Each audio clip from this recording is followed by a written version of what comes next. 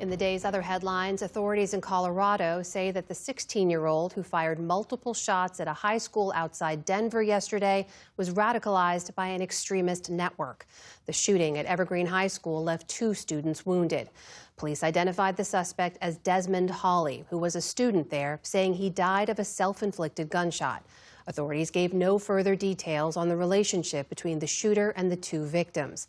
They say details on how the suspect was radicalized will be released at a later date. The British ambassador to the United States, Peter Mandelson, was fired today over his connections to convicted sex offender Jeffrey Epstein. Emails published in the Sun newspaper this week showed Mandelson voicing his support for Epstein in 2008 as the disgraced financier was about to start a prison term for soliciting prostitution from a minor. Mandelson also appeared in a 2003 birthday book for Epstein, the same one that purportedly includes a note from Donald Trump. Mandelson's firing comes as Trump is due to visit the UK next week. Mandelson maintains that he knew nothing about Epstein's sex crimes. More than 300 South Korean workers are heading home 1 week after they were detained in an immigration raid in Georgia. They were transported by bus from a detention center to Atlanta's International Airport this morning and took off just before noon. The raid at a Hyundai manufacturing site near Savannah sent shockwaves through South Korea. And today, President Lee Jae-myung called the situation baffling and warned that it could dissuade Korean companies from doing business in the U.S. From the perspective of companies, they will be concerned about disadvantageous treatment or facing difficulties when they're building factories in the United States. That could probably have a significant impact on direct investment in the U.S. in the future.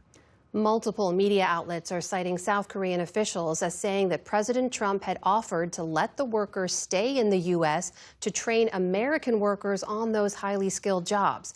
Only one opted to stay behind.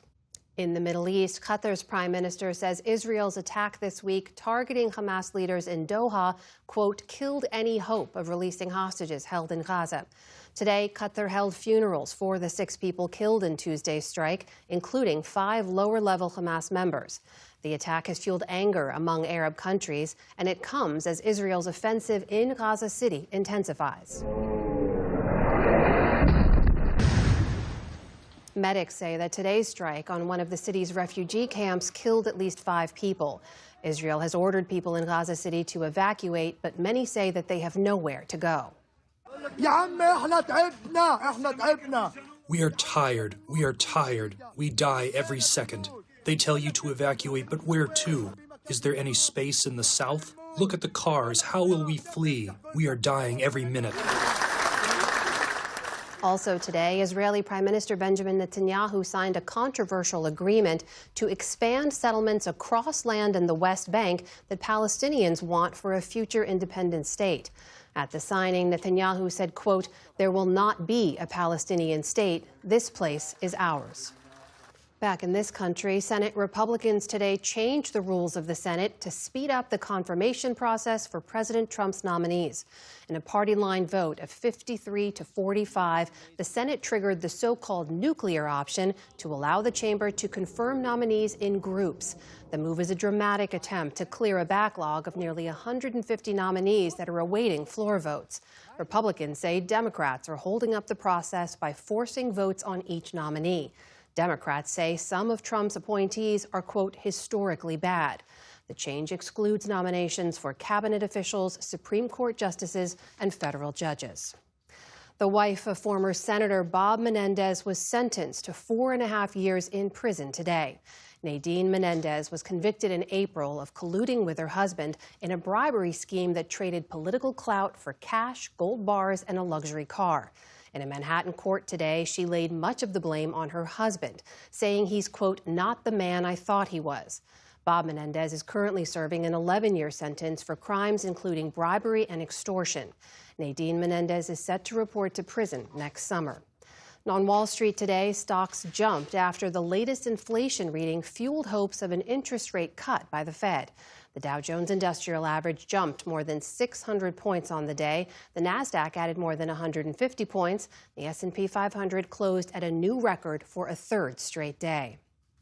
And Americans today marked the 24th anniversary of the September 11th attacks with solemn tributes.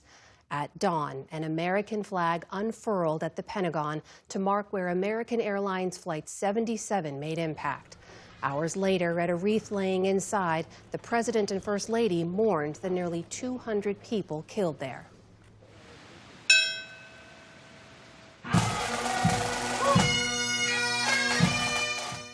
In New York, the toll of a bell and the blaring of the bagpipes punctuated hours of silent respect as the names of nearly 3,000 victims were read aloud.